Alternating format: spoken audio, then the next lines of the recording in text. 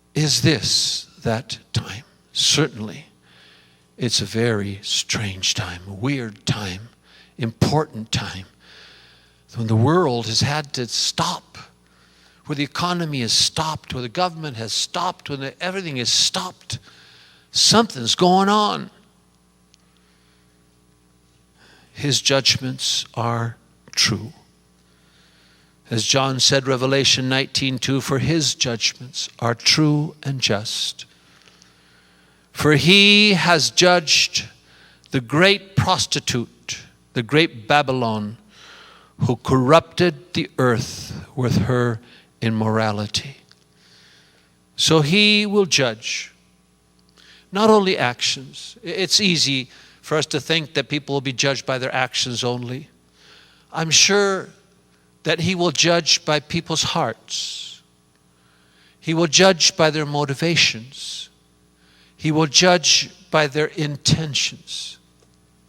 He will judge by what's truly in their hearts.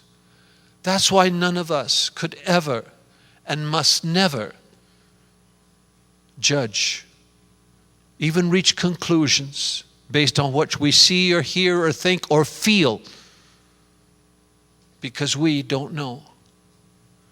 We can't judge what's going on in people's hearts, the frustration, the depression, the anger.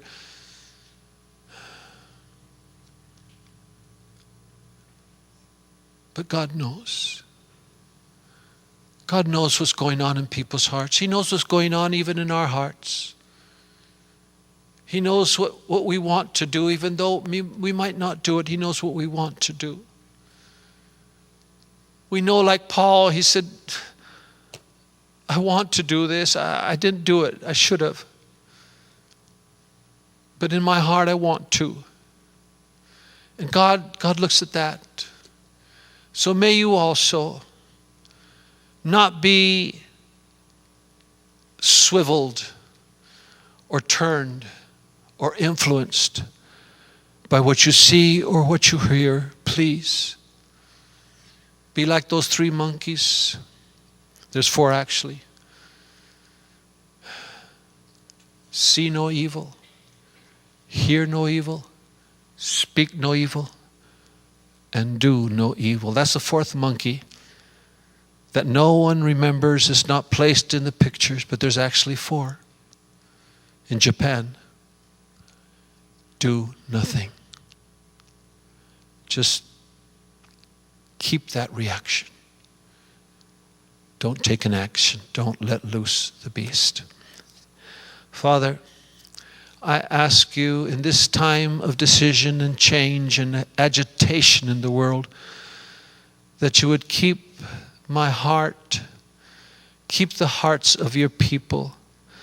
Keep, O Lord, our emotions. Keep, O Lord, our thoughts. As it is written, may our thoughts be kept in peace as our thoughts are placed on thee. Lord, help us to look where we must look, to you and not down on the earth. I'd like to close with this song to guide your attention to where it should be. I mentioned it in the beginning, and it's put your eyes upon Jesus. And I want to ask if you will stand with me in benediction as we close this morning. In this message from heaven to what we should do at this time.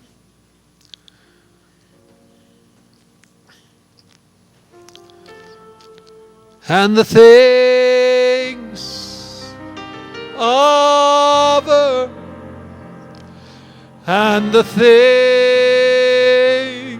terrible things of earth, shall grow strangely dim. Help us, Lord. We want that to happen. For the things that are in the forefront of our eyes might go to the background of our hearts. Put your eyes upon, only because he lives upon him. Look full with all your attention to his wonderful face. And the things of earth shall grow strangely dim in the eye of his glory and grace. May your attention be captured by the angel of heaven, by the words of your conscience, by the feelings of your heart and not of your emotions. May you be guided by truth and his word. May you stand firm on what you've learned in the past. Even though what's happening now might seem to throw everything into the wind, nothing has changed. Everything is true. What you've learned, what you've been taught, no matter what might happen to you, to your body, to your health, to your mind, to your family, to your home, around you, to your finances, no matter what might happen, nothing has changed. Nothing has changed. Don't look. For the things that are seen pass, are temporal. But the things that you don't see, which you should look to, they are eternal. Oh, God's people, lift up your inner eyes and look upon Jesus. And everything else will fade away in the light of his glory and grace. One last time. Lift your eyes upon Jesus. Look full in his wonderful face, and the things of earth shall grow strangely dim in the light of his glory and grace. May God bless you and have a wonderful week. See you next Sunday. And remember where to look. Amen? Go with God.